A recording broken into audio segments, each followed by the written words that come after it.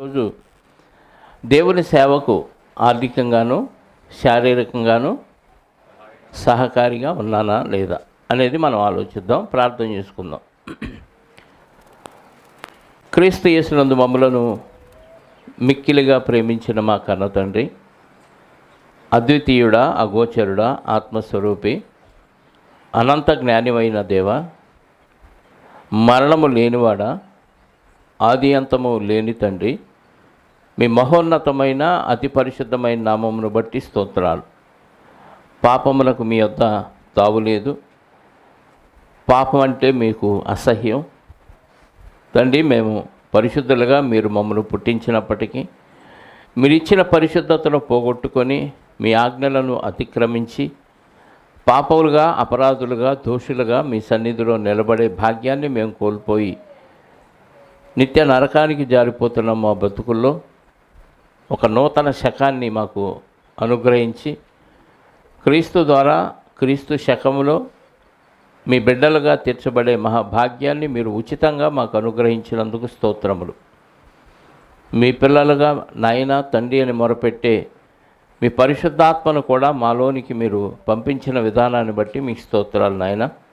ఆత్మ కలిగిన వారముగా ఆత్మతోనూ సత్యముతోనూ మిమ్మల్ని ఆరాధిస్తూ ఆత్మ సహాయముతో మా ప్రార్థన విజ్ఞాపనలు మీ సన్నిధిలో తెలియచేసుకోవటానికి మీరు ఇచ్చిన అవకాశాన్ని బట్టి కూడా స్తోత్రాలు చెల్లిస్తూ మరికొన్ని మాటలు మేము నేర్చుకొని మా జీవితాలను మరింతగా మీకు దగ్గరగా మలచుకోవటానికి మీ ఆత్మతో మాకు సహాయాన్ని దయచేయమని కోరుకుంటూ మా రక్షకుడు, మా పాప విమోచకుడైన యేసుక్రీస్తు వారి యొక్క జ్ఞానము కలిగిన నామములో ప్రార్థించి అడిగి వేడుకొనుచున్నాను పరలోకపు తండ్రి, ఆమేన్. చేరవచ్చిన మీ అందరికీ ప్రభు అయిన క్రీస్తు నామములో శుభాలు, వందనాలు. రైట్, మంచిది. దేవుని సేవకు ఆర్థికంగాను శారీరకంగాను సహకారిగా ఉన్నానా? దేవుడికి మనుషుల నుంచి ఏమైనా కావాలా? అవసరం ఉందా? నేను అడిగే ప్రశ్నలకు మీరు సమాధానం చెప్పాలి. మీరు విగ్రహాల్లో బీసుకుపోతే నేను మాట్లాడటం వేస్ట్. దేవునికి మనుషుల నుంచి ఏమైనా కావాలా? సహాయం అవసరమైనా? అవసరం కలిగినవాడా, అవసరం లేనివాడా? మనతో. మరి దేవుడు ఎందుకు మారమంటున్నాడు, పరిశుద్ధంగా ఉండమంటున్నాడు, నాకు అది చేయండి ఇది చేయండి అంటున్నాడు? దేవుడికి ఏం చేయాలి మనిషి? ఒక మాట యోబు గ్రంథం 35వ అధ్యాయము 5వ వచనం చూడండి. యోబు గ్రంథం 35వ అధ్యాయము 5వ వచనం. ఆకాశం వైపు నిదానించి చూడము, లేదా 6వ వచనం నుండి చూద్దాం. నీవు పాపము చేసిన ఎడల ఆయనకు నీవేమైనా చేసితివా? నీ అతిక్రమములు విస్తరించినను. అంటే మనం దుర్మార్గులు అయితే పాపం చేస్తే ఆయనకి ఏమైనా నష్టమా? చెప్పండి. మనిషి పాపం చేస్తే దేవుడికి నష్టమా, మనకు నష్టమా? మనిషికే, మనకే నష్టం, మన వల్ల ఎదుటోళ్ళకు కూడా నష్టం. నువ్వు దుష్క్రియ చేసిన ఎడల నీవు నీతిమంతుడు అయినను ఆయనకు నీవేమైనా ఇస్తున్నావా? అర్థమైనా? మనిషి చేత దేవుడు ఏమన్నా తీసుకుంటాడా? చెప్పండి. మనిషి దేవుడికి ఏమన్నా ఇవ్వగలడా? దేవుడు ఎక్కడున్నాడు? ఎక్కడున్నాడు? వింటున్నారా? ఎక్కడున్నాడు దేవుడు? మీ ఇంట్లోనా? పూజ గదిలోనా? మరి ఎక్కడ? పరలోకంలో ఉన్నాడు. అక్కడికి వెళ్ళొస్తారా ఈయటానికి? ఒక కొబ్బరికాయ తీసుకొని నాకు ఇవ్వండి అన్నాడు అనుకో, ఎక్కడికి వెళ్ళి రావాలి మనం? పరలోకం వెళ్ళి రావాలి. మరి ఇవ్వగలమా? ఏమి ఇవ్వలేం. మనం నీతిమంతులు అయితే దేవుడికి ఏమన్నా ఇచ్చుచున్నామా? ఆయన నీ చేత ఏమైనా తీసుకోనునా? నీ వంటి మనిషి అంటే నువ్వు మంచోడు అయినా నువ్వు చెడ్డోడు అయినా నీ తోటివాడికి లాభం, నీ తోటివాడికి నష్టం. మనం చెడ్డోళ్ళం అయ్యామనుకోండి, మన చుట్టుపక్కల ఉన్న వాళ్ళకి కూడా చెడు వచ్చింది కదా. ఒక పనికి మాలినోడు ఉంటే వాడి వలన చుట్టుపక్కల వాళ్ళకందరికీ ఏ పేరు వచ్చింది? చెడు పేరు వచ్చింది. లేదు ఇంకా బాగా తీవ్రంగా మీడియాలోకి ఎక్కాడు అనుకో దుర్మార్గుడుగా, పలానా ఊరోడు అంటారు. అంటే ఊరు మొత్తానికి ఏమొచ్చింది? బ్యాడ్ నేమ్ వచ్చింది. ఒక మంచోడు అనుకోండి, పలానా ఊరోడరా పలానా మంచోడని అందరికీ తెలిసిపోయింది అనుకో, అప్పుడు ఆ ఊరికి ఏమొచ్చింది? మంచి పేరు వచ్చింది. పలానా ఊరిలో పలాని గ్రామంలో పుట్టినోడు ఎంత గొప్పోడా అనగానే ఆ గ్రామం పేరు అందరికీ తెలిసిపోయింది. అంటే మనం మంచోళమైనా చెడ్డోళమైనా మనిషికే లాభ నష్టాలు ఉన్నాయి, కానీ దేవుడికి ఏమీ లేవు. అదే యోబు గ్రంథం 41వ అధ్యాయం 11వ వచనం కూడా చూస్తే, అదే యోబు గ్రంథం 41వ అధ్యాయం 11వ వచనం, నేను తిరిగి ఇయ్యవలసి ఉండునట్లు నాకెవడైనా ఏమైనా ఇచ్చినా దేవుడు నువ్వు నాకు బాకీ అయ్యా దేవుడా అని అంటానికి ఎవడైనా ఏమన్నా ఇచ్చాడా దేవుడికి? దేవుడి దగ్గర నుంచి అడుక్కుంటామా? ప్రకృతి అంతా దేవుడిది. అదే ఆకాశ వైశాలము క్రిందనున్న అంతయు నాదే కదా. ఈ ఆకాశం క్రింద ఉన్నది అంతా ఎవరిది? మరి నీదేది చెప్పండి? మనదేది? స్థలం కొంటాం, ఇల్లు కొంటాం, నగలు కొంటాం, బట్టలు కొంటాం, ఎస్టేట్లు కొంటున్నారు, ఎకరాలు కొంటున్నారు. నాది అంటున్నాడు. ఎంతకాలం అంటాడు ఆ మాట? బతుకున్నంతకాలం అంటాడు. తర్వాత నీదైతే నువ్వు తీసుకెళ్ళవు ఏంటంటే ఆ మాట అనుకుంటున్నావు అంతే. మనదేది కాదు, అంతా దేవుడిదే, దేవుడే ఇచ్చాడు. ఇప్పుడు దేవుడికి ఏమి ఇవ్వగలం చెప్పండి? ఏమన్నా ఇవ్వగలమా? దేవుడికి మనిషి ఏమీ ఇవ్వలేడు. కానీ దేవుడు సేవ కొరకు ఇవ్వమంటున్నాడు. మన టైటిల్ ఏంటి? దేవుని. అందులో చూసానా చెప్పండి? మీ దగ్గర ఉన్న పేపర్ తీసుకున్నారుగా, దాంట్లో ఏముంది? 3వ అంశం, దేవుని సేవ కొరకు ఆర్థికంగాను శారీరకంగాను సహకారిగా ఉన్నావా? ఉన్నారా? ఎంతమంది ఉన్నారు? చేయొద్దండి. సేవ అంటే ఏంటి అసలు? సేవ గొనిగితే వినపడదు నాకు. మైక్ కావాలంటే చెప్పండి. సేవ అంటే సేవ్ కాదు. సేవ అంటే దేవుని వాక్యం ప్రకటించడం. ఇంకా దేవుని వాక్యం ప్రకటించడం ఒక్కటే సేవ, ఇంకేం లేదా?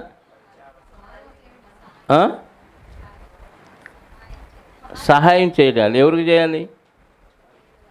లేని వారికి సహాయం చేయాలి. అది సేవే. ఇంకా చెప్పండి. సేవ అంటే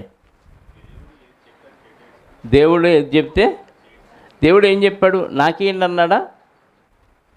తోటి వారికి ఏంటి అన్నాడు? తోటి వారికి ఏంటి అన్నాడు? సేవ అంటే ఎవరికి చేయాలి? దేవుడికి చేయాలా? మనిషికి చేయాలా? మనిషికి మనిషి చేసేదే సేవ. అది దేవుడు చెప్పాడు కాబట్టి దేవుని సేవ అయింది. అర్థమైందా? దేవుడు ఒక మనిషి మరొక మనిషికి ఉపయోగపడాలి అని దేవుడు చెప్పాడు కాబట్టి దేవుని సేవ అయింది. వాస్తవంగా అది మనిషికి చేసే సేవ. అంటే ఒక మనిషి మరొక మనిషికి ఉపయోగపడాలి. ఎందుకు ఉపయోగపడాలంటే మనుషులందరూ దేవుని పిల్లలు కాబట్టి, దేవుని కుటుంబం, దేవుని పిల్లలు కాబట్టి అందరూ దేవుని దగ్గరికి తిరిగి చేరాలంటే వాక్యం ఎరిగిన మనము ఏం చేయాలి?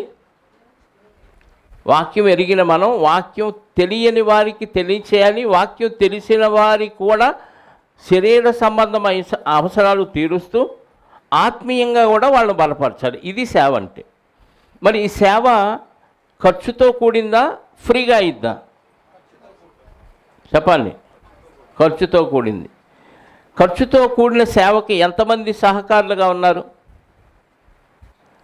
రూపాయి, 10 రూపాయలు, 20 రూపాయలు ఎత్తి సేవ అయిపోద్దా? అయిద్దా అవుదా? మరి సేవ కుటుంబం గడవాలంటే ఎంత కావాలి? ఒకరోజు ఇల్లు జరగాలంటే ఉదయం టిఫిను, మధ్యాహ్నం భోజనం, రాత్రికి భోజనం, మధ్యలో టీలో గీలో బిస్కెట్లో, ఇవన్నీ కాక ఏదన్నా వస్తువులు కొనాలన్నా ఒక్కరోజు కుటుంబం ఖర్చు ఎంత? సుమారు చెప్పండి. 4 ఉన్న కుటుంబంలో ఒక్కరోజు గడవాలంటే ఎంత కావాలి? 500 కావాలి. 500 లేవు, ఏం చేయాలి? అప్పు చేసైనా ఆ రోజు గడుపుకోవాలి. అంటే ఒక కుటుంబం గడవాలంటే 500 కావాలి. మరి సంఘం నడవాలంటే చెప్పండి. ₹5, ₹10, ₹20 ఎత్తే సేవ అయిద్దా, షేవింగ్ అయిద్దా? ఇప్పుడు సేవ చేస్తున్నట్టేనా మనం? యేసుక్రీస్తు వారు జీవించిన కాలంలో ఆయన్ని చాలామంది వెంబడించారు. చేపలు పట్టే జాలర్లు ఆ వలలు, ఆ చేపలు, ఆ పడవలో విడిచిపెట్టి ఆయన్ని వెంబడించారు. అది కాక ఆయన్ని కొంతమంది స్త్రీలు వెంబడించారు. వాళ్ళు ఏం చేశారో తెలుసా? ఒకసారి లూకాసు వార్త చూడండి. ఆ స్త్రీలు ఏం చేశారో చూడండి. 8వ అధ్యాయము, లూకాసు వార్త 8వ అధ్యాయము 1వ వచనం నుండి చదవండి. ఆ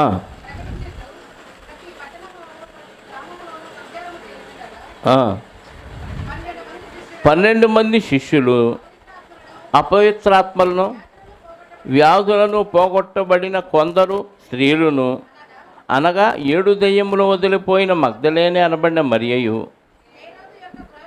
హేరోదు యొక్క గృహ నిర్వకుడగు కూజా భార్యగు యోహన్నయు, సూసన్నయు ఆయనతో కూడా, అంటే యేసుక్రీస్తుతో పాటు శిష్యులు కాక ఇంకా చాలామంది ఉన్నారు. అందులో స్త్రీలు కూడా ఉన్నారు. వారు ఏం చేశారంట? వీరును ఇతరులు అనేకులు తనకు కలిగిన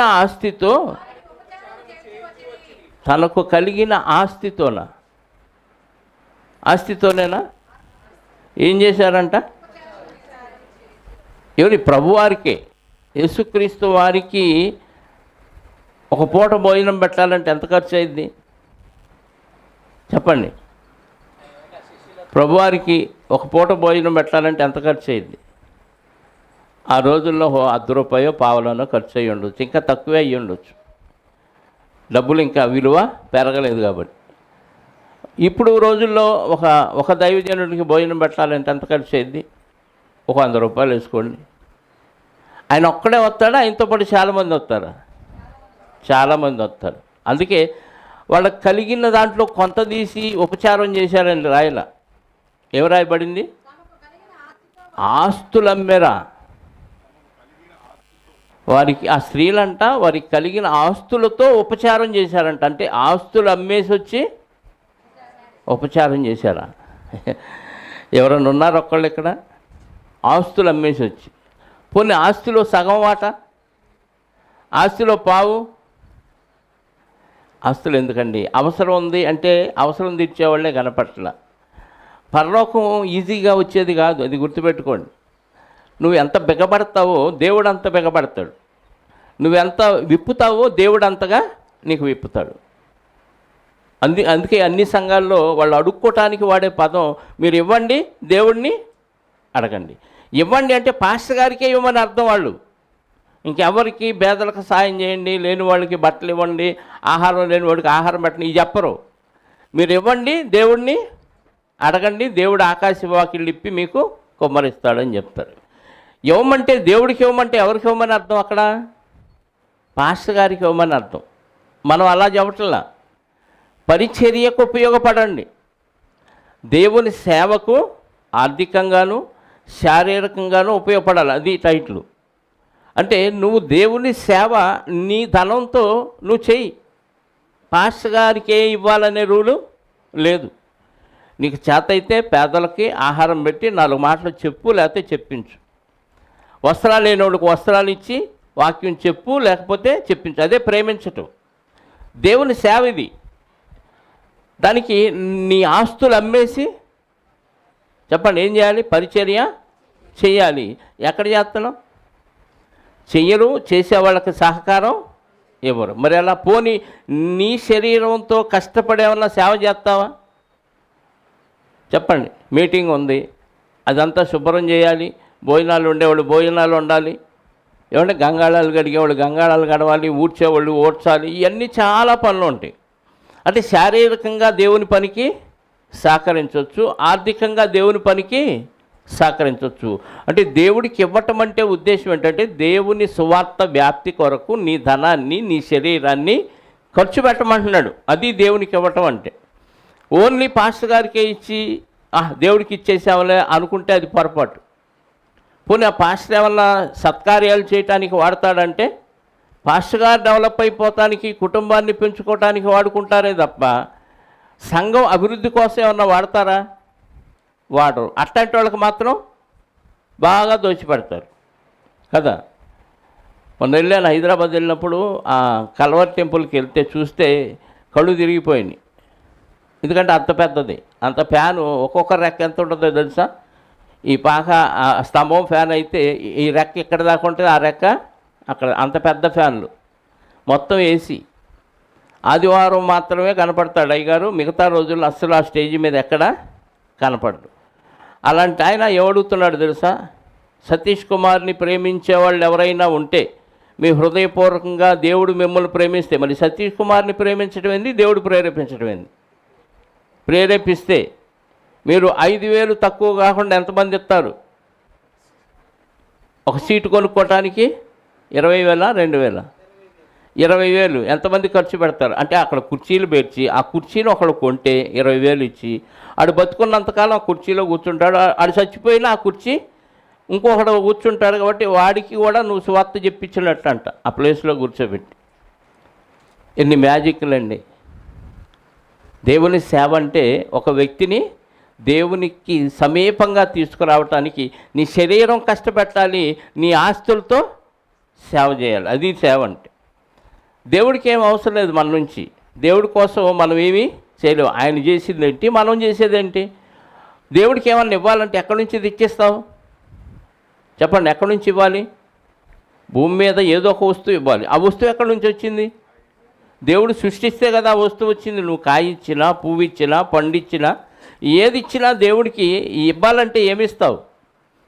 దేవుడు సృష్టించిన సృష్టిలోంచి ఇవ్వవు. దేవుడికంటూ నువ్వేమీ ఇవ్వలేవు. కానీ నిన్ను వల్లే నీ పొరుగువారిని ప్రేమించు, అప్పుడు నాకు ఇచ్చినట్టే అన్నాడు. కాబట్టి తోటి వారిని నరకానికి పోకుండా రక్షించడానికి నీ శరీరాన్ని, నీ ఆత్మను నువ్వు ఖర్చు చేయాలి. నీ ఆస్తులను కూడా ఖర్చు చేయాలి. అది దేవుని సేవ అంటే.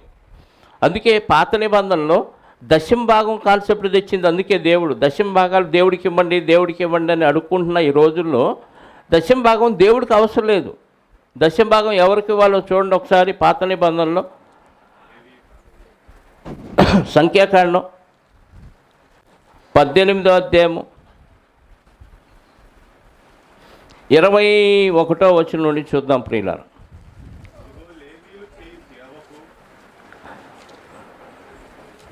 సంఖ్యాకాండం 18వ అధ్యాయము 21వ వచనం నుండి. ఇదిగో లేవీయులు చేయు సేవకు అనగా ప్రత్యక్షపు గుడారము యొక్క సేవకు నేను ఇశ్రాయేలు యొక్క దశమ భాగములన్నిటినీ వారికి, ఎవరికంట అంటే 12 గోత్రాల్లో లేవీ గోత్రాన్ని సపరేట్ చేసి వాళ్ళకి ఆస్తులు పంచలేదు. భూభాగం ఇచ్చాడు కానీ వాళ్ళకి ఆస్తులు పంచలేదు దేవుడు. నేనే వాళ్ళ స్వాస్థ్యం అన్నాడు దేవుడు. ఎవరికి? లేవీలకి, అంటే యాజకులకి, ప్రజలకి దేవునికి మధ్యవర్తులుగా ఉండి సేవ చేస్తున్న యాజకులకి ఆస్తులు ఇవ్వకుండా నేనే వాళ్ళ స్వాస్థ్యం అని. వాళ్ళు బతకాలి కాబట్టి ఏం చేశాడు? ఇశ్రాయేలు యొక్క దశమ భాగములన్నిటినీ వారికి స్వాస్థ్యముగా, ఎవరికి? లేవీలకి స్వాస్థ్యంగా ఇచ్చాడంట. దశమ భాగాలన్నింటినీ లేవీలు తినటానికి ఇచ్చాడు. దేవుడు కాదు. అంటే లేవీలకి ఇంక ఏ పని లేదు, దేవుని సేవే పని. కాబట్టి వాళ్ళకి ఇంకా ఆహారం సంపాదించుకోవడానికి బయటికి వెళ్ళే పని లేదు. కాబట్టి దేవుని మందిరంలో ఉండి దేవుని సేవ చేస్తారు. కాబట్టి ఈ 11 గోత్రాల వాళ్ళు దశమ భాగాలు 10%, వాళ్ళు సంపాదించిన దాంట్లో 10%. 1000 రూపాయలు సంపాదిస్తే అంత 100 రూపాయలు తీసుకొచ్చి వీళ్ళకి ఇవ్వాలి. 10 బస్తాలు పండితే ఒక బస్తానా, 100 బస్తాలు పండితే 10% ధాన్యం తీసుకొచ్చేవాళ్ళు. అలా దశమ భాగం ఎందుకు పెట్టాడంటే లేవీయులు బతకాలి కాబట్టి, వాళ్ళు సేవలో ఉంటారు కాబట్టి, వాళ్ళకి వేరే పనులేమి లేవు కాబట్టి వాళ్ళు ఉండి బ్రతికించటం కోసం వీళ్ళని తెచ్చి ఇమ్మన్నాడే తప్ప అది దేవుడికి కాదు. తెచ్చిన ఆ ధాన్యం ఇంకేం చేయాలి? చదవండి. ఇశ్రాయేలీలు పాపము తగిలి సావకుండానట్లు వారు ఇక మీదట ప్రత్యక్షపు గుడారంలోనికి, అంటే బయట వాళ్ళు ఇశ్రాయేలీల్లో కూడా ఎవ్వరూ ప్రత్యక్షపు గుడారం లోపలికి రాకూడదు, యాజకులు మాత్రమే అందులో ఉండాలి. అయితే లేవీయులు ప్రత్యక్షపు గుడారం యొక్క సేవ చేసి వారి సేవలోని దోషములకు తామే ఉత్తరవాదులై ఉందరు. ఇశ్రాయేలు మధ్యలో వారికి స్వాస్థ్యం ఏమీ ఉండదు. ఇది మీ తరతరములకు నిత్యమైన కట్టడ. తరతరాలకి యాజకులకి నిత్యమైన కట్టడ ఏంటంటే మీకు ఆస్తులు ఏమీ ఉండొద్దు, మీకు స్వాస్థ్యం ఏమీ ఉండదు అని చెప్పేశాడు. అయితే ఇశ్రాయేలు యెహోవాకు ప్రతిష్టార్పణముగా అర్పించు దశంభాగములను నేను లేవీయులకు స్వాస్థ్యముగా ఇచ్చి తిని, అందుచేత వారు ఇశ్రాయేలీల మధ్యను స్వాస్థ్యము సంపాదించకూడదని వారితో, మీరు ఇశ్రాయేల్ మధ్యలో మీకు ఏ ఆస్తులు సంపాదించుకోకూడదు, వీళ్ళందరూ తెచ్చే దశంభాగాలతో మీరు బతకండి అంతే. ఎవరికి ఇచ్చాడు ఈ మాట? అంటే దేవుని సేవ చేస్తున్న లేవీలకు దేవుడు మిగతా గోత్రాల నుంచి దశంభాగం ఇవ్వమన్నాడు. ఆ దశంభాగం పుచ్చుకున్న లేవీలు ఏం చేయాలో చూడండి, 24 నుంచి 25 నుంచి. మరియు యెహోవా మోషేకు ఇలాగూ సెలవిచ్చాను, నీవు లేవీయులతో ఇట్లనము, నేను ఇశ్రాయేలు చేత మీకు స్వాస్థ్యముగా ఇప్పించిన దశమ భాగమును మీరు వారి యొద్ద పుచ్చుకొనున్నప్పుడు మీరు ఆ దశమ భాగములో దానిలో అనగా ఆ దశమ భాగమును యెహోవాకు ప్రతిష్టార్పణముగా, అంటే ప్రజల దగ్గర దశమ భాగం పుచ్చుకున్న సేవకుడు ఏం చేయాలంటే 10% మళ్ళీ దేవుడికి ఇచ్చి మిగతాది అనుభవించాలి.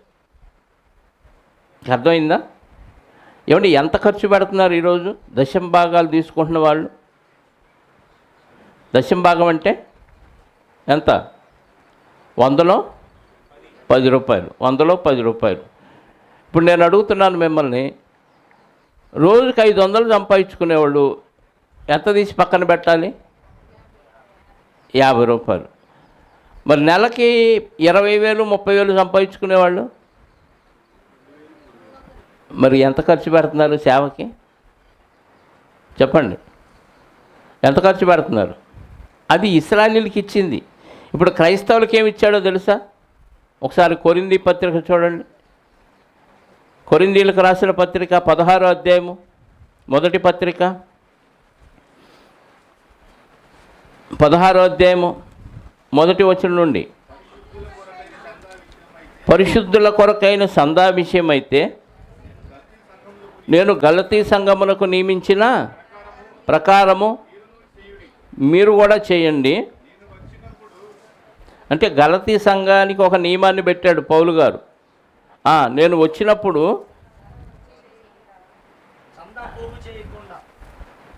ఏమో ఆడుకుంటున్నారా, చదువుకుంటున్నారా, ఏం చేస్తున్నారు? ఏమంటున్నాడు పౌలు గారు? నేను వచ్చినప్పుడు మీరు అప్పుడప్పుడు సందా పోగు చేసి జేబులు తడుక్కొని పరుసులో తీసి లెక్క పెట్టకుండా ప్రతి ఆదివారమున మీలో ప్రతివాడును నువ్వు వర్ధిల్లిన కొలది తన యొద్ద కొంత సొమ్ము నిలువ చేయవలెను. అంటే వారమంతా పనికి వెళ్ళావు, వారమంతా బొట్టువాడ ఒకసారి వచ్చింది నిలువ చేయమంటున్నాడు, పక్కన పెట్టమంటున్నాడు. ఎంత? దశమ భాగమా ఎంత అన్నాడు? అక్కడ వాక్యం చదువుతున్నారు కానీ బుర్ర ఏమి పెట్టట్లా. అక్కడ ఏముందో చచ్చి చదివి సావండి, కనీసం బుర్ర పెట్టకపోయినా. విగ్రహాల్లాగా ఉన్నారు అందరూ. అక్కడ ఏముంది? కొంత సొమ్మ. ఎంత సొమ్ము? కొంత అంటే వర్ధిల్లిన కొలది ఎత్తేసారు, జంపు చేశారు. మనం వర్ధిల్లం, అది నిల్వ చేయం. నువ్వు అభివృద్ధి చెందే కొద్దీ, ఆదాయం పెరిగే కొద్దీ ఎంత పోగు చేయాలి చెప్పండి? 100 రూపాయలే వస్తున్నాయి రోజుకి 100 వస్తే 10 రూపాయలు తీయాలి. 200 వచ్చినాయి 20 తీయాలి. 500 వచ్చినాయి 50 తీయాలి. అంటే నువ్వు డెవలప్ అయ్యే కొద్దీ ఎక్కువ తీయాలా, దశమ భాగమే తీయాలా? చెప్పండి. ఇశ్రాయేలీయులకి నువ్వు ఎంత అభివృద్ధి చెందినా అందులో 10% తీయండి. 10%కి మించి అవసరం లేదు.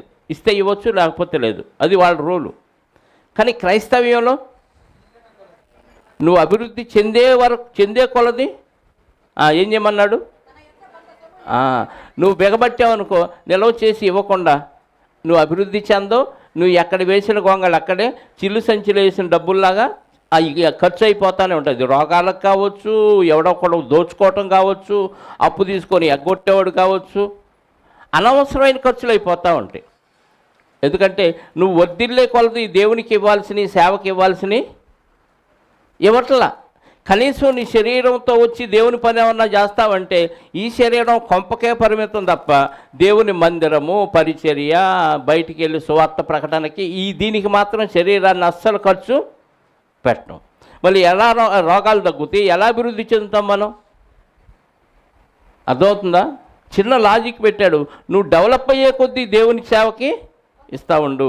ఎక్కువ ఆదాయం వస్తుంటే ఎక్కువ ఇస్తూ ఉండు, తక్కువ ఆదాయం వస్తే తగ్గించు, నో ప్రాబ్లం. దేవుడు పెంచుతాడనమాట ఆదాయాన్ని.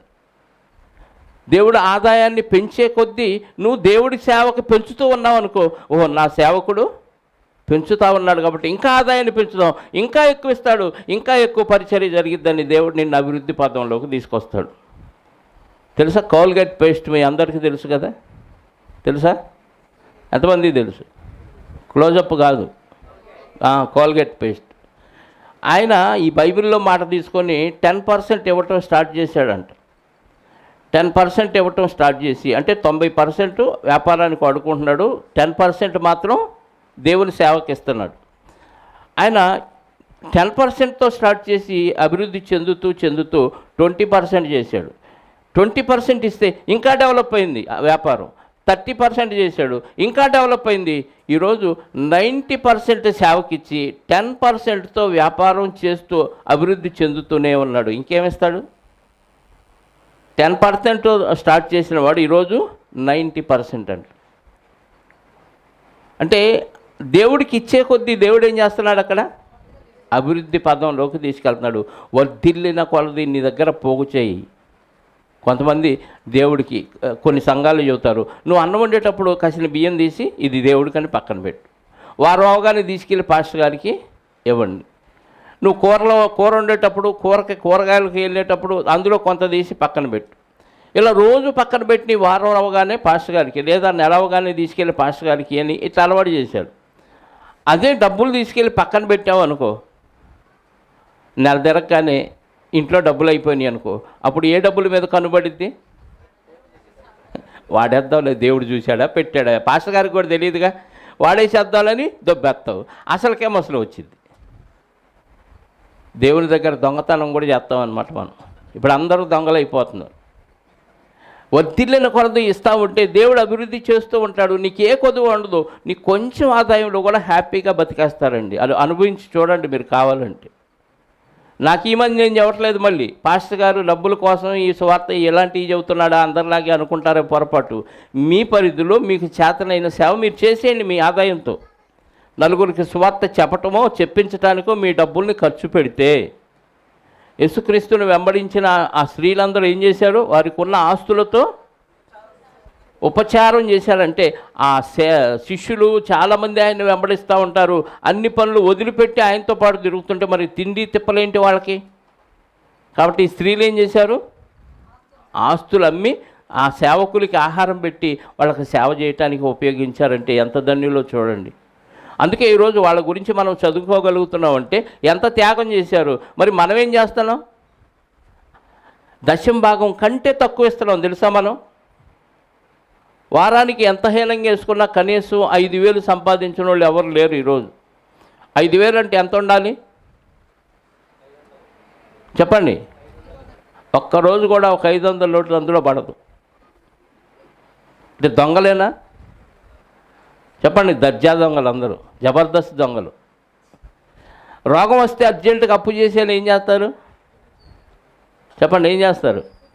డాక్టర్ దగ్గరికి వెళ్ళి ఎంత ఖర్చు అయినా పర్లేదు. మొన్న ఈ మధ్య మహేష్ వాళ్ళు పాప కోసం 30,000-40,000 ఖర్చు పెట్టుకున్నారు. ఏమి తెవలిద్దా? తెవలదు. దేవుడిని శరణు వేడి నువ్వే దిక్కయ్యా అని ఆయన పరిచర్యలో ఉంటున్నారనుకోండి, ఎవరైనా వాళ్ళే కాదు, ఖచ్చితంగా దేవుడు ద్వారాలు తెరుస్తాడు, అనుకూలమైన పరిస్థితులు మనకు కల్పిస్తాడు. దేవుని కోసం ఇవ్వటం నేర్చుకుంటే దేవుడు మనకి ఇస్తాడండి. ఊరికే చెప్పలేదు దేవుడు, మీరు నాకు ఇచ్చి నన్ను అడగండి. ఆయనకి ఇవ్వటం అంటే ఆయన మన కళ్ళ ముందు కనపడ్డు. ఎలా ఇస్తావు? తోటి వారికి సేవ చేయటమే దేవుడికి ఇవ్వటం. నేను ఆకలి కొంటిని మీరు నాకు ఆహారం పెట్టారు, నేను దప్పికొంటిని మీరు నాకు దాహం ఇచ్చారు, నేను వస్త్రహీనుడిని అయి ఉంటే నాకు ఎవరికి? పాస్టర్ గారికా? సేవ చుట్టుపక్కల వాళ్ళకా? పొరుగువారికా? పొరుగువారు ఆకలి కొంటే ఆహారం పెట్టి వాడికి వాక్యం చెప్పు. వాడికి దప్పికైతే దాహం ఇచ్చి వాక్యం చెప్పు. వాడికి బట్టలు లేకపోతే బట్టలు కొనిచ్చి వాక్యం చెప్పు. నీ డబ్బుని ఇలా వాడేసావనుకోండి, ఏమైంది? అభివృద్ధి చెందుతూ ఉంటాం. అలా అభివృద్ధి చెందకపోవటానికి కారణం మనం బిగబట్టడం దేవుడి కోసం, దేవుడికి ఇవ్వకుండా. తోటి వారికి పరిచర్యకు ఏమాత్రం ఉపయోగపడకుండా బిగబడితే ఎక్కడ వేసిన గొంగళి అక్కడే ఉండిపోద్ది. అభివృద్ధి ఏమీ చెందరు, ఇంకా నష్టాలే వస్తాయి. కావాలంటే ఎంత సంపాదించినా ఏమి మిగిలే పరిస్థితి కనపడవు, అప్పుల పాలైపోతూనే ఉంటారండి. దరిద్రం ఇది. దేవుడికి దూరమై నువ్వేం బావుకు తినేది లేదు, గుర్తుపెట్టుకోండి. ఇక్కడ దేవుడికి దగ్గర ఇక్కడ సుఖంగా ఉంటావు, చనిపోయినాక శాశ్వత కాలం దేవుడితో సుఖంగా ఉండే మహాభాగ్యాన్ని తాత్కాలికమైన అవసరాలు తీర్చుకోవటం కోసం దేవుడినే పక్కన పెట్టి నువ్వు దానికోసం బతికితే ఇక్కడ నువ్వు సుఖపడలేవు. శాశ్వత కాలం దేవుని దగ్గర సుఖపడకుండా నష్టాలు కష్టాలు అనిపించే పాతాళలోకానికి వెళ్ళిపోతారు. మలాకీ గ్రంథంలో ఆ ఇశ్రాయేలీయుల గురించి అంటూ ఏమంటున్నాడో చూడండి ఒక మాట. మలాకీ గ్రంథం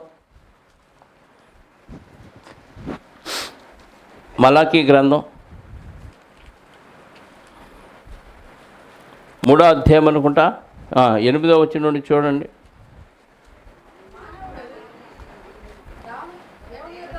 మలాకీ గ్రంథం 3వ అధ్యాయము 8వ వచనం నుండి, మానవుడు దేవుని యొద్ద దొంగతనం చేయగలడా? దేవుడే ప్రశ్నేసి దేవుడే సమాధానం చెబుతున్నాడు. మానవుడు దేవుని యొక్క దొంగతనం చేయగలడా? అయితే మీరు నా యొద్ద దొంగతనం చేస్తున్నారు అంటున్నాడు. దేని విషయంలో? మేము నీ యొద్ద దొంగిలితిమని, మీరు నా దగ్గర దొంగతనం చేస్తున్నారని దేవుడు అంటే, ఎప్పుడు చేసావయ్యా, ఏ విషయంలో చేసావు నీ దగ్గర దొంగతనం అంటున్నారంట ప్రజలు. 10వ భాగమును ప్రతిష్టార్పణములను ఇయ్యక, అంటే దేవుడికి ఇవ్వాల్సిన 10% వాళ్ళు ఇవ్వకుండా పిగబట్టేశారు. ఈ జనులందరూ నా యొద్ద దొంగతనం చేస్తూనే ఉన్నారు, మీరు శాపగ్రస్తులై ఉన్నారు. నా మందిరములో ఆహారం ఉండనట్లు 10వ భాగమంతయు మీరు నా మందిరపు నిధిలోనికి, అంటే దేవుని మందిరంలో ఆహారం నిలవ ఉండాలి. యాజకులు, లేవీలు వీళ్ళంతా పూజించాలి, వచ్చిన వాళ్ళకి ఆహారం పెట్టాలి. ఈ అంతా చేయాలంటే నిలవ ఉండాలి ఆహారానికి. 10% ఇస్తే చాలు, అందరికీ సమృద్ధి సరిపోయింది ఆ రోజుల్లో. కనీసం 10% కూడా ఇవ్వకుండా దాచేసుకొని ఆస్తులు కొనుక్కొని బంగారం కొనుక్కొని లగ్జరీస్ అనుభవిస్తున్న ఎంతమంది ప్రబుద్ధులు ఉన్నారు. అంటే వీళ్ళంతా దేవుని దగ్గర ఏం చేస్తున్నట్టు? దొంగతనాలు చేస్తున్నారు. ఎక్కువ మనకు ఉంచుకుంటున్నాం, తక్కువ దేవుని పరిచర్యకి వాడుతున్నాం. అవసరాలని తీర్చడానికి కూడా ఎవరు ముందుకు రావట్లేదు. కనీసం నీ శరీరంతోనన్నా దేవుని పని చేస్తారంటే ఇక్కడ ఓడవటానికి రారు, కడగటానికి రారు, ఏ పనులకి రారు. ఎక్కడ వేసిన గొంగలు అక్కడే అయిపోద్ది మన పరిస్థితి. దేవుని మందిరంలో ఆహారం ఉండినట్లు 10వ భాగమంతయు నీవు నా మందిరపు నిధిలోనికి తీసుకొని రండి. ఇవన్నీ చేసి మీరు నన్ను శోధించిన ఎడల నేను ఆకాశపు వాకిళ్లను ఇప్పి పట్టజాలనంత విస్తారముగా దేవుని కుమరత. అంటే నువ్వు చేయాల్సింది నువ్వు చేసి నన్ను అడగండి, నువ్వు తట్టుకోలేను అంత ఇస్తాను నేను అంటున్నాడు. మనం అడుక్కుంటాం కానీ మనం ఇయ్యం కదా, అడుక్కుంటాం కానీ మనం ఇయ్యం. అడుక్కునేవాడు కనీసం ఏం తెచ్చుకోవాలి? బొచ్చి తెచ్చుకోవాలి కదా. మరి ఆ బొచ్చి లేదు మన దగ్గర. అడుక్కున్నాం, దేవుడిని అడిగా, ప్రభు అది ఇది ఇది అది అని పెద్ద లిస్ట్ చెప్పావు, అది తీసుకోవటానికి నీ దగ్గర బొచ్చేది అంటాడు. బొచ్చి అంటే రక్షణ పాత్ర. రక్షణ పాత్ర మన దగ్గర ఉంటే ఆ రక్షణ పాత్ర పట్టుకొని, ఇదిగా ఇంతమందిని రక్షించాను నన్ను నేను రక్షించుకొని ఇంతమందిని రక్షించడానికి నా ధనాన్ని ఖర్చు పెట్టాను, ఇదిగో నేను చేసిన పరిచర్య అని ఆ పాత్రను చూపిస్తే అప్పుడు నువ్వు అడిగిన ఇస్తాడు. అసలు నువ్వు అడగకుండానే ఇస్తాడు నువ్వు పరిచర్య చేస్తే. అది దేవుని లక్షణం. కానీ అడగకుండానే, మనం పరిచర్య చేయకుండానే అడుక్కుంటూనే ఉంటాం, ఆయన ఇవ్వడు. ఎందుకు ఇవ్వడు? నువ్వు ఇవ్వాల్సినయే ఇవ్వాల. దేవుడికి ఆల్రెడీ చాలా బాకీ ఉన్నావు. ఆయన ఇచ్చిన ఈ కృప ద్వారా ఇచ్చిన రక్షణకే మనం ఏమీ చెల్లించలేము. అలాంటిది రక్షణలోకి వచ్చిన తర్వాత కూడా నలుగురికి సువార్త చెప్పడానికి నీ ధనాన్ని, నీ శరీరాన్ని ఖర్చు పెట్టకుండా నీ ఇష్టానుసారంగా నీ డబ్బులు నువ్వు జలసా చేసేసుకొని దేవుడి విషయంలో వచ్చేసరికి బిగబడితే ఏమిస్తాడు చెప్పండి? నీకు అనుకున్నవన్నీ సరిగ్గా జరగవు. సమస్తము సమకూడి జరగాలంటే దేవుని చిత్తానుసారంగా నీ ప్రవర్తన ఉండాలి, దేవుని చిత్తానుసారంగా నీ సంపాదన ఉండాలి. ఆర్థికంగా దేవునికి మనం ఎలాంటి సహాయం ఎవరికి చెయ్యకపోతే మనకు దేవుడు ఏ దీవెన, నువ్వు ఎప్పుడు దరిద్రంలో మునుగుతూనే ఉంటావు, అప్పులు నీకు విడిచిపెట్టిపోవు. అవసరమైతే నిన్ను ఎవడో కూడా మోసం చేసి ఇంకా నిన్ను దిగజారే విధంగా పాతాళానికి దొక్కేస్తాడు. ఎందుకు జరుగుతున్నాయి ఇవన్నీ అంటే నువ్వు దేవుని విషయంలో దొంగలం అయిపోయావు, దొంగతనం చేస్తున్నావు, దేవుడికి ఇవ్వాల్సినవి ఇవ్వకుండా బిగబట్టావు కాబట్టి నీకెవడో ఒకడు బిగబడతాడు. దేవుడికి అన్నీ తెలుసు కదా. నీ కథ మొత్తం మార్చేయగలిగిన సామర్థ్యం ఆయనకే ఉంది. అందుకని జాగ్రత్తగా మనం ఆలోచిస్తే దేవుడికి ఇవ్వాల్సినవి ఇవ్వాలి. ఇప్పుడు దశం భాగం కంటే ఎక్కువ. ఇంకా గట్టిగా మాట్లాడితే ఏం చేయమంటున్నాడు తెలుసా? శారీరకంగా నువ్వే నా దగ్గరకు వచ్చే అంటున్నాడు. నువ్వు ఇచ్చే డబ్బు వద్దు నాకు, నువ్వు ఇచ్చే నగలొద్దు, నువ్వు ఇచ్చే ఆస్తులొద్దు, కానీ నువ్వే నా దగ్గరకు వచ్చే అంటున్నాడు. రోమాపత్రిక 12వ అధ్యాయం ఒకసారి చదివితే, రోమీలకు రాసిన పత్రిక 12వ అధ్యాయము. కాబట్టి సహోదరులారా, పరిశుద్ధమును దేవునికి అనుకూలమునైన సజీవ యాగముగా మీ శరీరములను ఆయనకు సమర్పించుకొనుడని దేవుని వాత్సల్యమును బట్టి మిమ్మల్ని బతిమాలు కొనుచున్నాను అంటున్నాడు. ఇట్టి సేవ మీకు యుక్తమై. ఎలా ఇమ్మంటున్నాడు? నువ్వు బతికున్నప్పుడే దేవుడిచ్చిన పరిశుద్ధతను అలాగే కాపాడుకుంటూ దేవునికి అనుకూలమైన సజీవ యాగంగా మీ శరీరంతో నా పరిచయం చేయండి. మన టైటిల్ ఏంటి? దేవుని సేవకు ఆర్థికంగాను శారీరకంగా అంటే సజీవ యాగంగా నీ శరీరాన్ని దేవుని పనికి ఉపయోగించు. నేను రాను, నా డబ్బు ఇచ్చేస్తానంటే డబ్బు కాదు దేవుడు కోరుకుంది. మొదటి స్థానం నిన్ను కోరుకున్నాడు. తర్వాత నీ సేవకి, దేవుని సేవకు, నీ పరిచర్యకి నీ ధనాన్ని కోరాడు. అది దేవుని కోసం కాదు. ఎవరి కోసం? యాజకులు బతుకు తెరువు కోసం, ప్లస్ పరిచర్య జరగటం కోసం.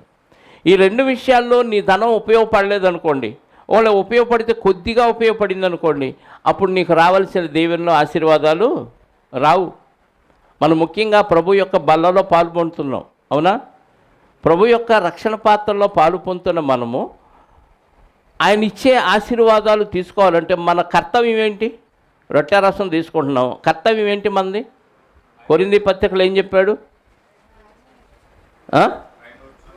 ఆయన వచ్చే వరకు ఆయన మరణాన్ని ప్రచురము చేయాలి. కానీ మనం ఏం చేస్తున్నాం? ప్రచురం చేయట్లేదు. ప్రచురము చేసే వాళ్ళకి సహాయకరంగా మన డబ్బుని ఖర్చు చేయట్లేదు.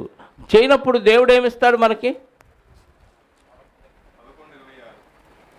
కొరింథీ మొదటి పత్రిక 11వ అధ్యాయం 26వ వచనం, మీరు ఈ రొట్టెలు తిని ఈ పాత్రలోని త్రాగునప్పుడల్లా ప్రభువు వచ్చు వరకు ఆయన మరణమును ప్రచురించుదురు. అంటే రొట్టె రసం తీసుకుంటే మనకు ఆశీర్వాదం రావాలంటే ఏం చేయాలి? ప్రకటన చేయాలి. అందుకే అదే కొరింథీ మొదటి పత్రిక 10వ అధ్యాయంలో ఒక మాట అన్నాడు. 15వ వచనం చదవండి.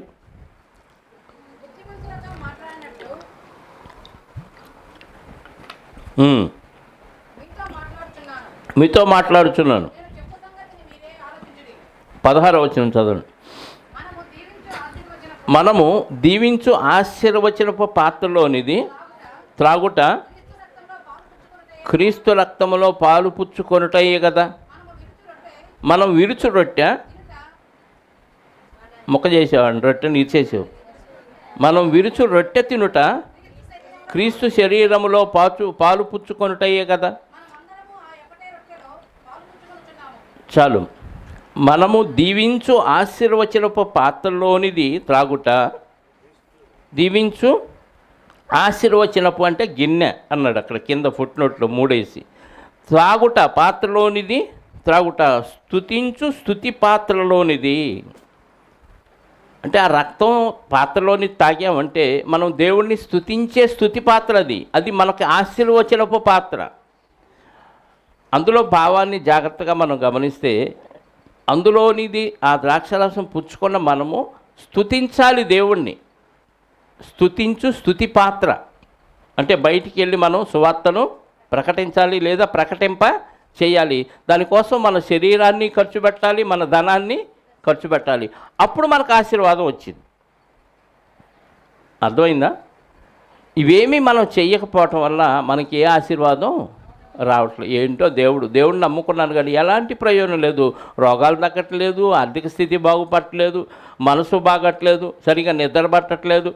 ఇవన్నీ మనం తలపోసుకుంటా ఉంటే ఎందుకు జరుగుతున్నాయి ఇవన్నీ, నేనేం తప్పు చేశాను అని ఒకసారి బుర్రబెట్టి ఆలోచిస్తే మనకేమనిపించిందంటే అబ్బే నేను పర్ఫెక్ట్గా ఉన్నాను, దేవుడే నాకు అన్యాయం చేస్తున్నాడు అనుకుంటాం కదా. మనం దేవుని మనసుతో ఆలోచించామనుకో మనలో ఉన్న లోపాలు మనకి అర్థమైపోతాయి. అప్పుడు అర్థమైనప్పుడు సరి చేసుకున్నవాడు ధన్యుడు.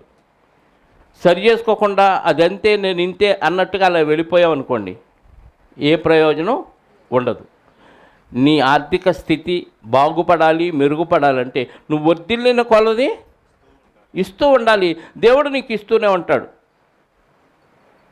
ప్రవాహం అలా తోడే కొద్దీ ఏమవుద్ది, జల ఉద్భవిస్తూనే ఊరతానే ఉంటుంది. బావిలో నీళ్ళు తోడుకుంటానే ఉంటాం, అది ఊరతానే ఉంటుంది.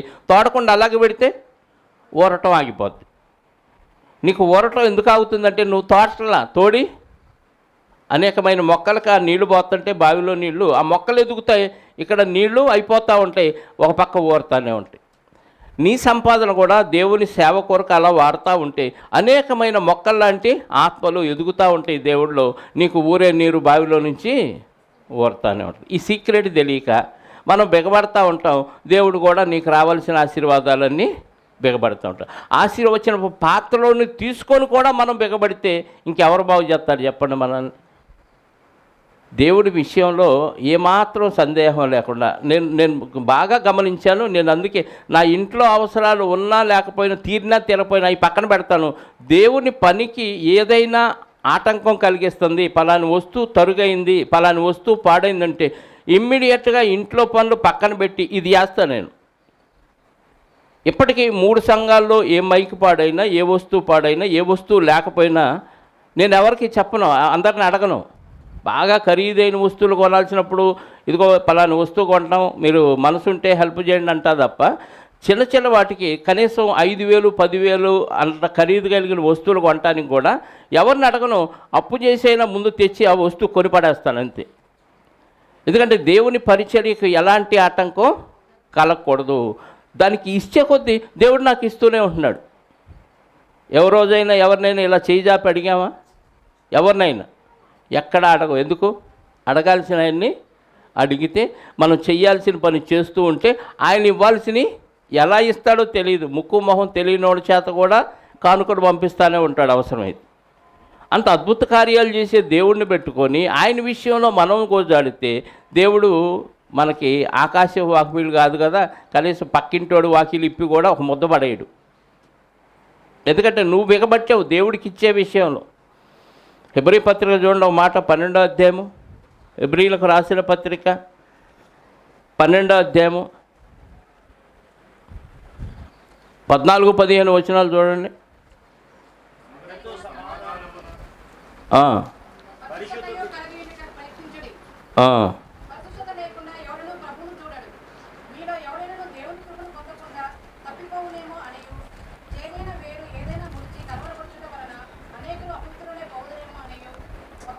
సారీ, కొరింథీ 2వ పత్రిక చూద్దాం, 12వ అధ్యాయము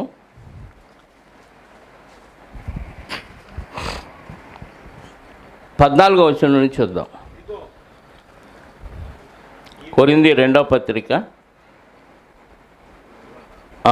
12, 14, 15 వచనాలు. ఇదిగో ఈ 3వసారి మీ యొద్దకు వచ్చుటకు సిద్ధముగా ఉన్నాను. కొరింథీ సంఘానికి పౌలు గారు వెళ్ళటానికి ఎన్నోసారి అంట? 3వసారి రావడానికి నేను రెడీగా ఉన్నాను. వచ్చినప్పుడు మీకు భారంగా, అంటే ఒక కాపరి, ఒక సేవకుడు సంఘానికి భారంగా ఉండకూడదు. ఏమంటున్నాడు? మీకు భారంగా ఉండను.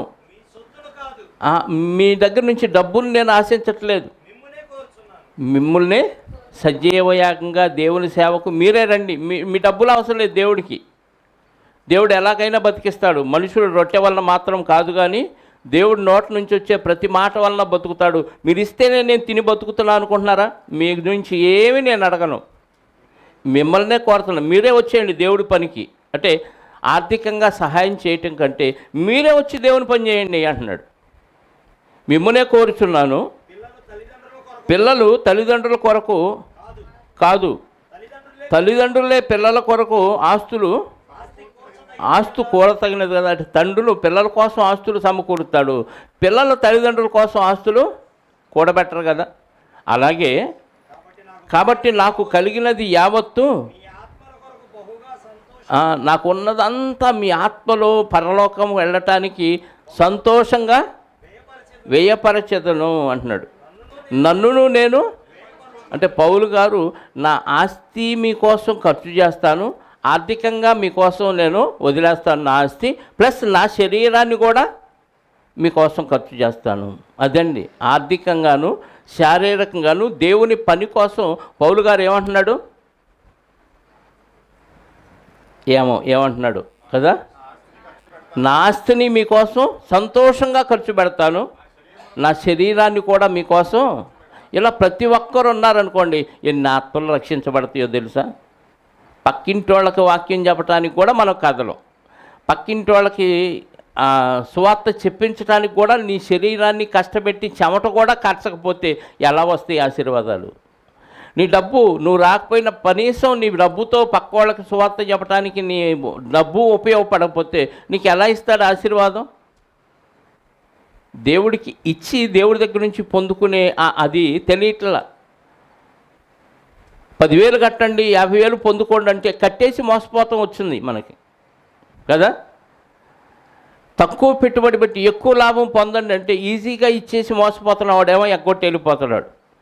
నమ్మకంగా చీటీలు వేసి చీటీ అందరి దగ్గర వసూలు చేసుకొని మిడ్ నైట్ బిషానా ఎత్తేసి వేరే ప్రాంతానికి వెళ్ళిపోయి ఐపీ పెడితే ఏం చేయలేకపోతున్నాం. దేవుడికి ఇస్తే దేవుడు ఇస్తాను, మీరు వర్ధిల్లిన కొలది చేయండి, నేను నీకు ఇస్తాను అంటే దేవుడు పనికి ఇవ్వటానికే వెనుకాడుతున్నారంటే ఇంకా మనం భక్తులు అనాలా భక్తిహీనులు అనాలా చెప్పండి? మనమే కదా తింటున్నాం. ప్రతి బుధవారం టిఫిన్ ఎవరు తింటున్నారు? మనం, మన పిల్లలు తింటున్నాం. మనం తినే తిండికి కూడా మన డబ్బు ఖర్చు పెట్టుకోకపోతే ఎవడకు పెడతావు? దరిద్రుడికి. ఇంకా పోతే ఏమన్నా బట్టుకెళ్తావా? పోయినప్పుడు నోట్లో ఇడ్లీ గుక్కి పంపిస్తాం పెట్టెలో పెట్టి. కనీసం మనం తినే వాటికి కూడా మనం సహాయం చేయకపోతే, మనం మన గుప్పెళ్ళు విప్పకపోతే ఇంకా బయటోడికి ఏం చేస్తాం? సంఘంలో వాళ్ళకే పెట్టడం రానప్పుడు బయటోడికి పెట్టే ప్రేమ నీలో పొంగిద్దా? ఎలా భక్తులు అంటారు మిమ్మల్ని? భక్తి అంటే అది కాదు. నేను బాగుండాలి ఏదో అంటారు ఆటోల మీద, అందరూ బాగుండాలి అందులో చెడగొడతానిక? అందరూ బాగుంటే అందులో నువ్వు వెళ్ళి అందరినీ చెడగొడతానిక? చెప్పండి. అందరూ బాగుండాలన్నప్పుడు నేను బాగుండి అందరినీ బాగు చేయాలి అనే ఆలోచన ఉండాలి. ఆ బాగు చేయడానికి నీ శరీరాన్ని ఖర్చు పెట్టు, నీ ధనాన్ని ఖర్చు పెట్టు. అప్పుడు దేవుడు నిన్ను ఎట్లా ఆశీర్వదించాలో అట్లా ఆశీర్వదిస్తాడు. అవన్నీ పక్కన పెట్టేసి దేవుడు పని అనగానే వెనకడుగు వేసామనుకోండి ఏమీ ఇవ్వడు. 3 సంఘాల్లో ఒక ఆయన ఉన్నాడు, బాగా పరిచర్య అనగానే మొట్టమొదట ధారాళంగా ఇచ్చాయని ఒక ఆయన ఉన్నాడు. ఇంకా అంతకు మించి బాగా ఖర్చు పెట్టేవాళ్ళు తర్వాత స్థాయిలో ఉన్నారు, కానీ కాస్త కూస్త ఖర్చు పెట్టేవాళ్ళు ఉన్నారు. అది వేళ మీద లెక్క పెట్టినట్టే 3, 4, 5 ఉంటారంతే. ఇక మిగతా వాళ్ళందరూ ఇస్తే ఇస్తాం, లేకపోతే లేదు. నేను కానీ సంఘములో ఇచ్చిన చందాలు చదవటం మొదలు పెడితే అందరూ బుక్ అయిపోతారు తెలుసా. చదవటం మొదలు పెడితే ఆశీర్వాదాలు పోతాయి, ఇచ్చిన వాళ్ళ ఆశీర్వాదాలు పోతాయి అని నేను చదవట్లేదు. కానీ మిగతా సంఘాల్లో మైకులు ఎన్నిసార్లు చదువుతారు చెప్పండి?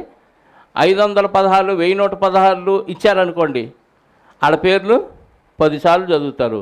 మరి మిగతా వాళ్ళ పేర్లు చదవలేదంటే ఏంటి అర్థం? వాళ్ళు ఇవ్వలేదని. అబ్బో నా పేరు అందరికీ తెలిసిపోయింది, ఆయన చదివేలోపు టపక్కన ఇచ్చేద్దామని ఎగబడి తెస్తారు. ఇస్తారా ఇవ్వరా? పేర్లు చదవటం మొదలు పెడితే బుక్ అయిపోతారని నేను చదవట్లేదు. అలాని మిమ్మల్ని అవమానపరచాలని కాదు. ఇచ్చిన వాళ్ళని పొగిడి ఇవ్వని వాళ్ళని అవమానపరిస్తే అది న్యాయం కాదు. ఇచ్చినా ఇవ్వకపోయినా ప్రతిఫలం దేవుడు ఇస్తాడు కదా. దేవుడి దగ్గర నుంచి వాళ్ళు పొందుకోవాలంటే ఇవ్వాలని నేర్పించడమే తప్ప మీ చేత ఇప్పించాలంటే తెలివితేటలు లేక కాదు. పొట్టగొత్తే అక్షరం మొక్క లేనివాడు వాక్చాతుర్యంతో ఎన్నో తెలివితేటలు ఉపయోగించి ప్రజల్ని పిండి పిప్పి చేస్తున్నాడు, డబ్బును పుంజుకుంటున్నాడు. ఆ మాత్రం తెలివితేటలు లేక కాదు మీ దగ్గర నుంచి సంపాదించడం. ఎందుకు ఖర్చు పెడుతున్నాను? వచ్చిన సంవత్సరం దాకా మీ దగ్గర ఒక్క రూపాయి కూడా తీసుకోలేదు, తెలుసుగా మీకు. ఇచ్చిన సంపాదన అంతా దగ్గర పెట్టి వస్తువులు కొనడానికి ఉపయోగించాం. ఇప్పటికీ వచ్చిన దాంట్లో కొన్ని వస్తువులు కొనడానికి ఆయిల్ ఖర్చు కూడా సరిపోవట్లేదు. అయినా పరిచర్య ఆకూడదు. నాకున్న ధనాన్ని పరిచర్య కోసం ఖర్చు పెట్టాలని ముందుకు వస్తుంది. ఎందుకంటే ఆత్మలను రక్షించడం డబ్బుతో పోలిస్తే చాలా చీప్ ఇది. నీకు దేవుడు ఇచ్చే కొద్దీ నువ్వు ఇస్తూ ఉంటే దేవుడు నిన్ను ఆశీర్వదిస్తూ ఉంటాడు. కనీసం నీ శరీరంతో దేవుని పని చేయట్లేదు, నీ ధనంతో దేవుని పని చేయట్లేదు. దేవుని పని చేయనప్పుడు దేవుడు ఉండే పరలోకం ఎలా రాణిస్తాడు చెప్పండి?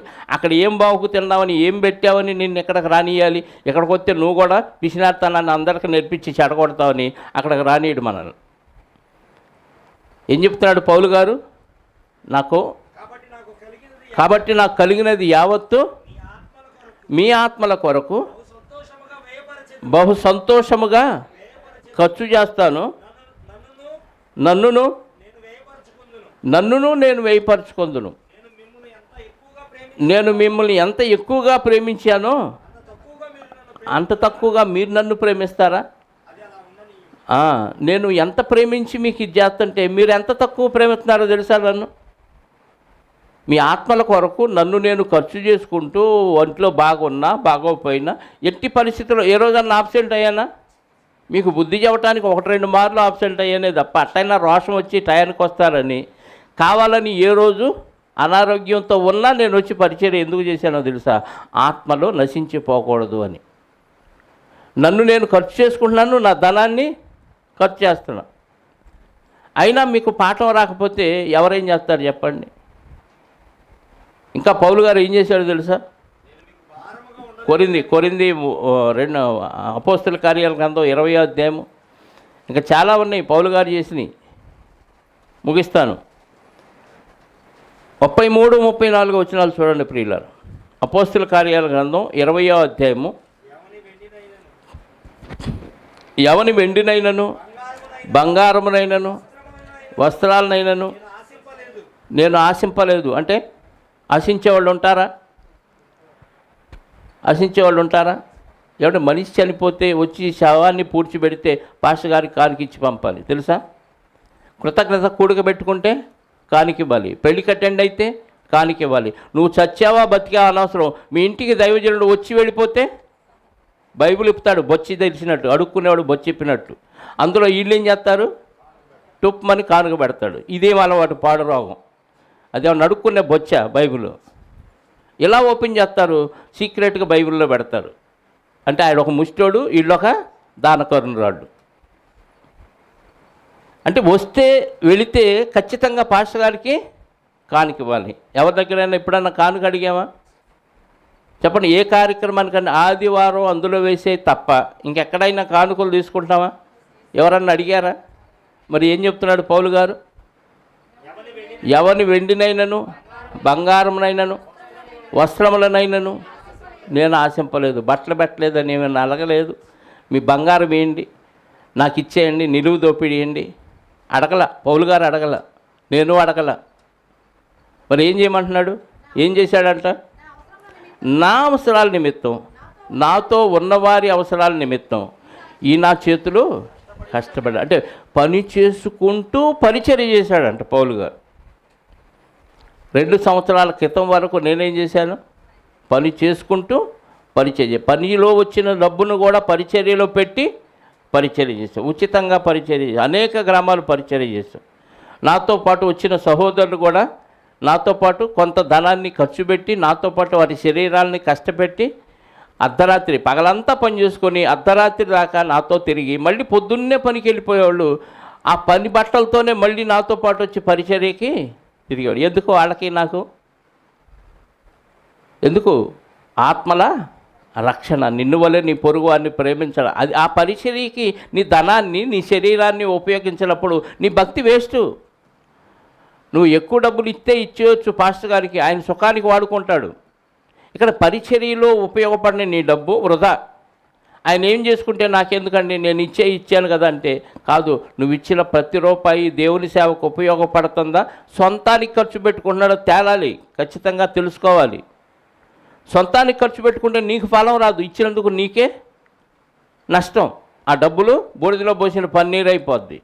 నీ డబ్బులు సేవకు ఉపయోగపడితే అప్పుడు నీకు పరలోకంలో ఫలం.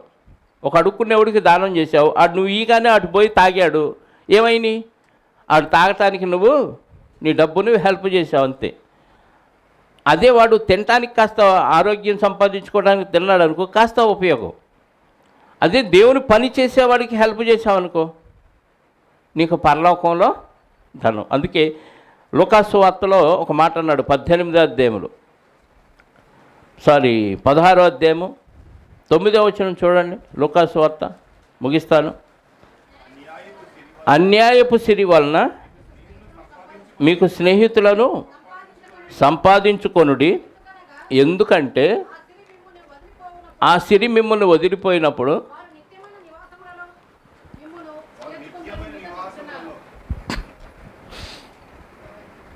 అన్యాయపు సిరి అంటే అక్రమ సంపాదన, లంచాలు తీసుకొని దొంగతనంగా సంపాదించి, దొడ్డిదారిని సంపాదించి, మోసం చేసి సంపాదించే సిరి అనుకుంటున్నారు. కాదు, డబ్బే అన్యాయం చేసేది. డబ్బుకి మరొక పేరేంటి? అన్యాయపు సిరి. ఎందుకంటే అది మనిషిని మనిషిగా బ్రతకనీదు. తల్లి కానీ, తండ్రి కానీ, అన్న కానీ, చెల్లి కానీ, ఈ బంధాలు ఏవి గుర్తురావు. డబ్బు కోసం ఎంతటి బంధాన్నైనా తెంపుకొని హత్యలు చేస్తున్నారు ఈరోజు. చూశారుగా, ఆస్తుల కోసం తల్లిదండ్రులు చంపిన బిడ్డలు, ఆస్తి కోసం అన్నదమ్ములే కొట్టుకు చచ్చిపోయిన వైనం. ఇలాంటి వార్తలు దేనికోసం? ఇవన్నీ డబ్బు కోసం. అంటే సిరి అన్యాయం చేస్తుంది మనిషిని.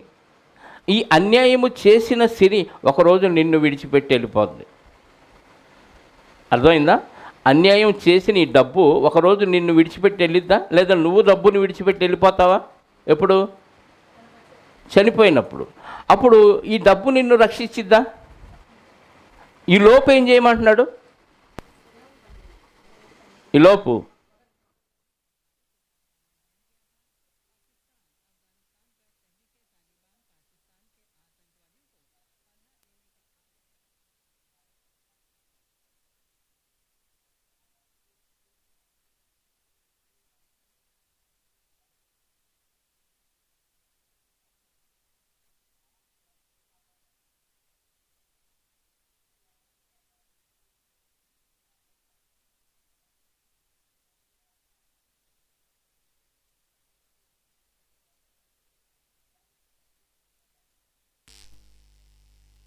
ప్రభువా, వాళ్ళు సువార్త వాళ్ళు డబ్బు ఖర్చు పెట్టి చెప్పటం వలన, చెప్పించటం వలన నేను ఈరోజు పరలోకం రాగలిగాను.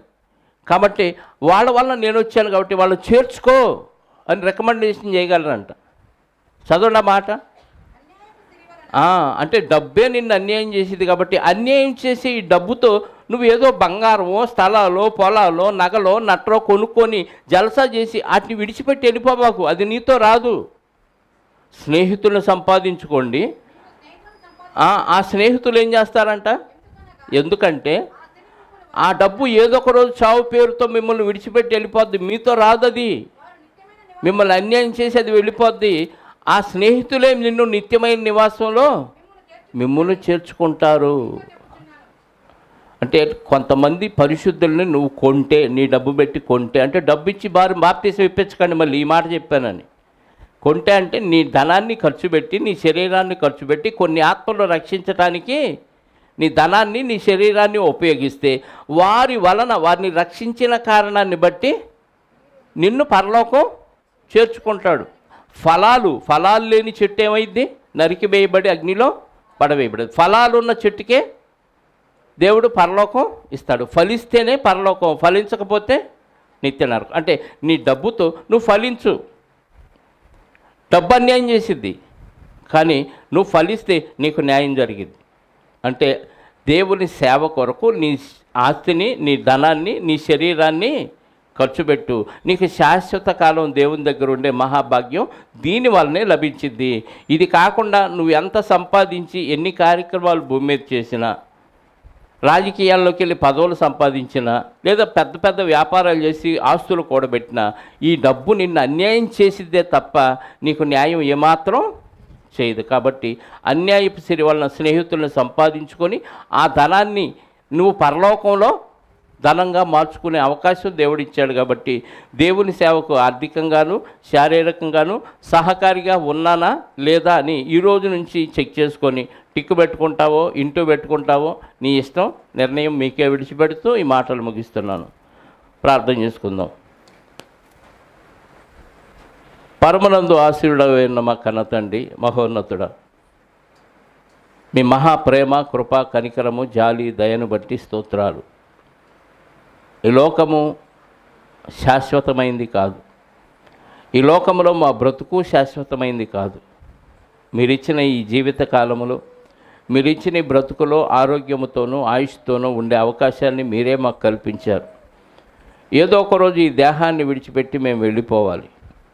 వెళ్ళిన మరుక్షణం మా ఆత్మలు ఎక్కడికి చేర్చుకోవాలో నిర్ణయాన్ని ఇప్పుడే తీసుకొని రిజర్వేషన్ చేసుకొని పరలోకంలో కూర్చుండే కార్యక్రమాలు మేము భూమి మీద చేయటానికే ఈ దేహాన్ని ఇచ్చారు. అలాగే తండ్రి, మేము సంపాదించడానికి మాకు ఇచ్చిన తెలివితేటలు, మాకు ఇచ్చిన విద్యలను బట్టి మీకు స్తోత్రాలు. భూమి మీద మేము నేర్చుకున్న ఏ విద్య అయినా దానివలన వచ్చే ఆదాయాన్ని మీ యొక్క సేవ కొరకు, అలాగే మా శరీరాన్ని మీ పరిచర్య కొరకు ఉపయోగించాలి, లేకపోతే మాకు నిత్య జీవం రాదు అని మీ వాక్యం ద్వారా తెలియచేశారు. ఇప్పటి వరకు మీకు ఇవ్వవలసిన వాటిని మేము దొంగిలిస్తూ తండ్రి, మీ దృష్టిలో మేము దొంగలుగా మారిపోయాం. ఇక నుంచి అయినా దొరలుగా మారి మీ పరిచర్య కొరకు మా ధనాన్ని ఖర్చు పెడుతూ మీ సేవ చేయటానికి మా శరీరాలను కూడా సజీవయాగంగా మీ పని కోసం ఏర్పాటు చేసే భాగ్యాన్ని, ఖర్చు పెట్టే భాగ్యాన్ని మీ పిల్లలకు అనుగ్రహించండి. మారు మనసు పొంది అనుదిన జీవిత ఆత్మీయ పత్రికను మేము చదువుకుంటూ ఏ రోజుకు ఆ రోజు మేము చేసే కార్యక్రమాలన్నీ అందులో సరిచూసుకుంటూ ఉండే మనసును మీ పిల్లలకు అనుగ్రహించమని కోరుకుంటూ, తిరిగి 3వ ఆరాధనలకు మేము వెళ్ళుచుండగా సురక్షితంగా మమ్మల్ని గమ్యానికి చేర్చి 3వ ఆరాధనలో మిమ్మల్ని స్తుతించి ఆరాధించి ఘనపరిచి అనేకమైన సంగతులు నేర్చుకోవడానికి సహాయాన్ని దయచేయమని, వచ్చిన బిడ్డలలో ఎవరెవరికి ఎలాంటి అవసరాలు ఉన్నాయో ప్రతి అవసరత మీ చిత్తమైతే క్రీస్తులో తీర్చి మరింతగా వారు మిమ్మల్ని హత్తుకోవటానికి కృప చూపి సహాయాన్ని దయచేయమని కోరుకుంటూ, మా రక్షకుడు నీ ప్రియకుమారుడైన క్రీస్తు యేసు యొక్క అతి పరిశుద్ధమైన నామములో ప్రార్థించి అడిగి వేడుకొనుచున్నాను పరలోకపు తండ్రి. ఆమేన్. మనందరి కన్న తండ్రి అయిన దేవుని ప్రేమ, ఆయన ప్రియకుమారుడైన యేసుక్రీస్తు వారి కృప, పరిశుద్ధాత్మ యొక్క అన్యోన్య సహవాసము ఇప్పుడు ఎల్లప్పుడూ సకల పరిశుద్ధులకు సదాకాలము తోడయుండి నడిపించునుగాక. ఆమేన్. అందరికీ వందనాలు.